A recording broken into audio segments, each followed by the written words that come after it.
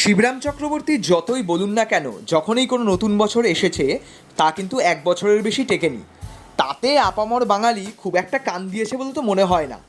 কারণ 31 আসলে সবাই ব্যস্ত হয়ে পড়ে পিকনিকে। তো আমরাও সেরকমভাবে ব্যস্ত হয়ে পড়লাম আমাদের পিকনিক পার্টিতে। আমাদের পিকনিক পার্টির জায়গা ঠিক হলো বিশ্বজিতের বাড়ির ছাদে। আর সেখানেই হলো রান্নার আয়োজন যৎসামান্যই ছিল, খুব বেশি কিছু ছিল না। কিন্তু তাতে আমাদের উৎসাহে কিন্তু খামতি ছিল না। কে রান্না করলো দেবপ্রিয়া, শ্রেয়া, আর সঙ্গে সুদীপ্ত আর সায়ন করলো কাবাব। বিশ্বজিৎকে অবশ্যই ধন্যবাদ দিতে হবে ছাদটা ভাড়া দেওয়ার জন্য। আর আমি ওই ঘুরে বেড়ালাম আর ব্লগ করলাম। যাকে এসব সমস্ত কিছু হয়ে যাওয়ার পর বসে পড়লাম খেতে। খাওয়াতে কি কি ছিল? প্রথমেই ছিল এই ফুটন্ত এবং জ্বলন্ত কাবাব, তারপরে ছিল ফিশ ফ্রাই, ভাত ডাল দিয়ে সেই ফিশ ফ্রাই মাখলাম, আর তারপরে এলো চিকেন।